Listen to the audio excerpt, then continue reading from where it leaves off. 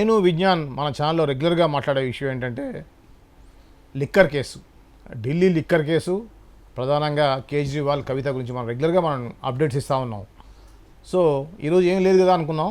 So ఈలోగా కేజ్రీవాల్ గారు ఒక స్టేట్మెంట్ ఇచ్చారు. జైల్లో తన అనుభవాలు ఎలా ఉన్నాయి ఏంటి, నేను నా బెయిల్ టైం అయిపోయిన తర్వాత వెళ్తాను, 3 డేస్లో మళ్ళీ బ్యాక్ వస్తాను అనేటువంటి ఒక సెన్సేషనల్ ఒక కామెంట్ అనేది చేశారు.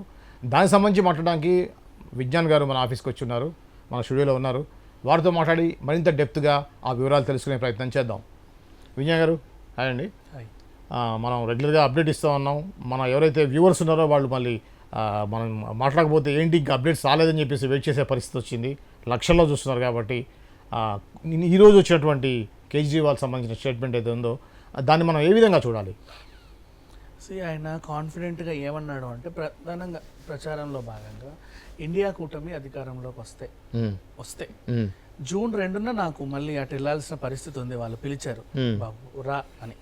జూన్ 2కి నేను వెళ్తా.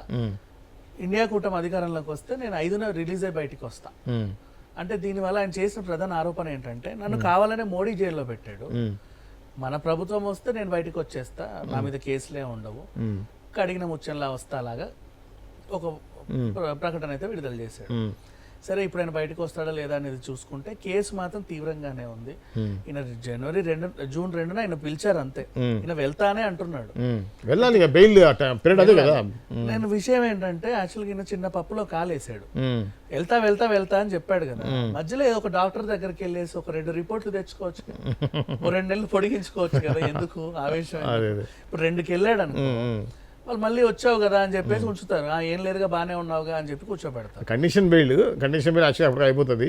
ఈ లోపుగా ఏదైనా మెడికల్ ఇష్యూస్ ఏమైనా ఉంటే చంద్రబాబు నాయుడు గారికి ఇచ్చింది కూడా స్కిల్ కేసు ఇంకా నడుస్తుంది, అది కూడా కండిషన్ బెయిలే. అవును, ఆయన బయటకు వచ్చాడు, బాగానే ఉన్నాడు, కన్ను ఆపరేషన్ అని ఏదో చెప్పాడు. ఇప్పటి వరకు అది పొడిగిస్తా వచ్చాడు. చెప్పుకోవచ్చు, బయట ఒకసారి బయటపడ్డావు కదా, నువ్వు ఉన్నావు లోపల, లేనని చెప్పట్లే. ఆయన లోపల ఉన్నప్పుడు కూడా 13 మంది అధికారులని ఈయనను పర్యవేక్షించడానికే పెట్టారంట. ఈయన ఏ టైంకి నిద్రలేస్తున్నాడు, ఏ టైంకి పడుకుంటున్నాడు, ఏ టైంకి బాత్రూమ్ వెళ్తున్నాడు, బాత్రూమ్కి వెళ్ళి ఎంతసేపు ఉంటున్నాడు, ఎంతసేపట్లో వస్తున్నాడు, తిండి ఏ టైంకి తింటున్నాడు, ఎంత తింటున్నాడు, ఎంతసేపు తింటున్నాడు, ఇట్లాంటివన్నీ ఏ టీవీ ఛానల్ చూస్తున్నాడు అంటే, ఒక టీవీ ఇచ్చారని అర్థమైంది. ఏ టీవీ ఛానల్ చూస్తున్నాడు, అందులో ఏం చూస్తున్నాడు, ఏం వింటున్నాడు, ఇవన్నీ కూడా వాళ్ళు పర్యవేక్షిస్తున్నారంట. అండ్ అలాగే నాకు ఇన్సులిన్ చాలా అవసరము, వీళ్ళు ఇవ్వలేదు అన్నాడు. అది మినహాయింపు. యాక్చువల్గా చెప్పాలి అంటే, జైల్లో ఇంజెక్షన్ సిరంజిన్ లాంటివి నాట్ అలౌడ్ అండి. నీ తీవ్రత ఎంత ఉన్నా సరే అక్కడికి వెళ్తే ఆ డాక్టరే తెప్పించి నీకు కావాలని డాక్టర్ అప్లికేషన్ పెడితే అది లోపలికి వస్తే ఆ డాక్టర్ దాన్ని తీసి నీకు వెయ్యాలి. మళ్ళీ అధికారుల పర్మిషన్, అదొక రూల్ అంతే. అంటే అంత ఎమర్జెన్సీ ఉంటే, మరీ ఎమర్జెన్సీ ఉంటే హాస్పిటల్ తీసుకెళ్తారు, ఐసీయూలో కూడా పెడతారు, వాళ్ళు చూసుకుంటారు. జైలుకి ఆయుధం నాట్ అలౌడ్. సిరంజ్, పెన్నులు ఇవన్నీ కూడా ఆయుధాల కిందకే వస్తాయి, షార్ప్ ఉంటాయి కాబట్టి హార్మ్ చేసుకునే అవకాశం. నువ్వు దాని పర్మిషన్ తీసుకోవాలి. రేజర్ బ్లేడ్లు, షేవింగ్లు, అవన్నీ కూడా నువ్వు బ్లేడ్లు ఇవ్వరు, అవి ఉంటాయి యూజ్ అండ్ త్రో, అవి కూడా నాట్ అలౌడ్. కానీ ఏదో తెలుసో తెలియక కొంతమంది తెచ్చుకుంటారు, ఏ మూలకో పెట్టుకోరు, ఇట్లాంటివి నాట్ అలౌడ్. కత్తర్లు నాట్ అలౌడ్. సో అది ఆయనకి రావడం లేట్ అయింది. ఈ లోపు నా ఇన్సులిన్ లెవెల్స్ పెరిగాయని అని చెప్తున్నాడు. అది ఇంకా కామన్, అంటే వాళ్ళు చూసుకుంటారు. అండ్ నెక్స్ట్ అలాగే ఇబ్బందులకైతే బాగా గురి చేస్తారు. టైంకి నాకు ఫుడ్ కూడా వచ్చేది కాదు. నన్ను అదే పనిగా ఏదో ఉగ్రవాదిని తీవ్రవాదిని చూసినట్టు చూసేవాళ్ళు. అయినప్పటికీ నేను చాలా శక్తివంతుణ్ణి, నాకు హనుమంతుడు ఆశీస్సులు ఉన్నాయి, నేను హనుమంతుడి భక్తుడిని అని అన్నాడు. ఇక్కడ మనం ఒక గ్యాప్ ఇస్తే, ఎలా అయితే బీజేపీ, మోడీ వీళ్ళందరూ కూడా జై శ్రీరామ్ నిదానం దాంతో ముందుకు వెళ్తున్నారు, ఈయన హనుమంతుడిని తెర మీదకి తీసుకొచ్చాడు. ఇన్నాళ్ళు ఎప్పుడు కేజ్రీవాల్ అంత గట్టిగా, అంటే ఆయనకు భక్తుండొచ్చు కానీ అంత గట్టిగా జై హనుమాన్ అని చెప్పిన దాఖలాలు లేవు. సో ఒక డైవర్షన్. ఇప్పుడు ఈయన కూడా జై హనుమాన్ అంటే జై శ్రీరామ్ భక్తులు ఈయనని చీపో అనే అవకాశం లేదు కదా. బీజేపీ వాళ్ళు అనే అవకాశం లేదు, ఆర్ఎస్ఎస్ వాళ్ళు ఎవరైనా చీపో అనే అవకాశం లేదు.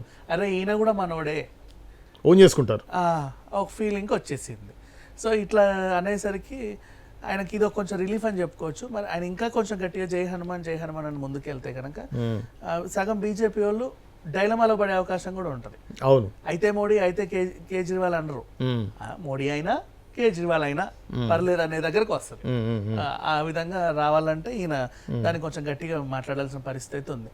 ఇకపోతే నెక్స్ట్ ఈయన బెయిల్ గురించి మన కవిత గురించి మాట్లాడుకుంటే ఈవిడకి నిన్ననే మళ్ళీ పొడిగించారు. జస్ట్ నిన్నే 20వ తారీఖు వరకు మళ్ళీ పొడిగింపు ఉంది. ఆ 20 నుంచి కూడా మళ్ళీ పొడిగింపులు కొనసాగుతానే ఉంటాయి. దీంట్లో ఏమాత్రం అతిశయోక్తి లేదు. మనం డౌట్ పడాల్సిన అవసరం అంతకంటే కూడా లేదు. అండ్ నెక్స్ట్ చాలా మంది ఏమంటున్నారు అంటే కేసీఆర్ ములాఖత్కి వస్తే కవితకి ఏమన్నా విడుదల అయ్యే ఛాన్స్ ఉందేమో అని చెప్పి అంటున్నారు. అంటే తండ్రి రావట్లేదన్న బెంగలో ఆమె ఉంది. ఆమె సరిగ్గా పోరాడలేకపోతుంది. ఆమెకు అంత ఆత్మస్థైర్యం లేకపోతుంది. అందుకే సరైన రీజన్స్ చెప్పలేకపోతుంది. ఎప్పుడో వాళ్ళ అన్న వచ్చాడు, మళ్ళీ ఎప్పుడు వెళ్తున్నాడు, ఎప్పుడు వస్తున్నాడో తెలియట్లా. ఎప్పుడో వాళ్ళ అమ్మ వెళ్ళింది, తెలియట్లా. ఒకసారి కేసీఆర్ వెళ్ళి బిడ్డ నేనున్నా, నిన్ను తొందర బయటికి తీసుకొస్తా, ఢిల్లీలో కొట్లాడతాను గట్టిగా చెబితే ఆమె ఇంకొంచెం గట్టిగా లాయర్లతో జడ్జిలు అంటే ఈమెకి ఏంటంటే నీరసం అయిపోయింది. ఎట్లా ఇవ్వరులే, ఎందుకు వచ్చినా కూడా అడిగి కూడా వేస్ట్ అన్నట్టుగా బెయిల్ కావాలి, ఇస్తారా, ఇవ్వవు కదా, నాకు తెలిసిన ఇవ్వవని, సరే బా అట్లా అయిపోయింది. ఆమె అంత డల్ అయిపోయింది. బెయిల్ పిటిషన్ అనేది అసలు లాయర్ వేస్తాడు. అదే స్ట్రాంగ్ లాయర్ తోటి ఖచ్చితంగా స్ట్రాంగ్ లాయర్ ఉంటారు. కాజ్ స్ట్రాంగ్ ఉండాలి. మరి వీళ్ళ లాయర్ ఎందుకు మరి ఏం తేలేకపోతున్నాడో తెలియట్లేదు. బికాజ్ ఇప్పుడు మనం అప్పట్లో వివేక హత్య కేసు తెర మీదకి వచ్చినప్పుడు నిరంజన్ రెడ్డి కానీ, సిద్ధార్థ లూత్రా కానీ, రామోజీరావు లాయర్ కానీ ఎంత గట్టిగా కొట్లాడారు. వీళ్ళంతా అట్లా అసలు టఫ్ ఫైట్ ఇచ్చారనమాట. వాళ్ళేమో ఆయన బెయిల్ పిటిషన్ వేయడం, ఈమె వెళ్ళి మళ్ళీ దాన్ని కోర్టులో సవాల్ విసరడం, ఇవ్వద్దని చెప్పి అట్లా వెళ్ళింది. అవును, బాగా ఖర్చు కూడా పెట్టుకున్నారు, బాగా ఖర్చు పెట్టుకున్నారు. అంతకంత మంచిగా వెళ్ళింది. కేసు కూడా మనం చూస్తూనే ఉన్నాం. ఇప్పుడు బెయిల్ వస్తున్నాయి అందరికి కొంచెం తీవ్రంగా. గట్టి కొట్లాడారు. ఇక్కడ అసలు ఏం లేదు, చాలా మెతగా ఉన్నారు అనమాట వీళ్ళు. ఏంటో అన్నట్టు ఎట్లా రాదులే అని వీళ్ళకి కూడా తెలుసు అన్నట్టు ఉన్నారు. ఈ మెయిన్ గా ఈ దేశం మొత్తం ఈ పార్లమెంట్ ఎలక్షన్స్ అయ్యేదాకా తన లోపల ఉండటం అనేది కొద్దిగా అడ్వాంటేజ్ అనుకుంటున్నాం. ముఖ్యంగా తెలంగాణలో ఇంపాక్ట్ చూపిస్తుంది అది కవిత అరెస్ట్ అనేది.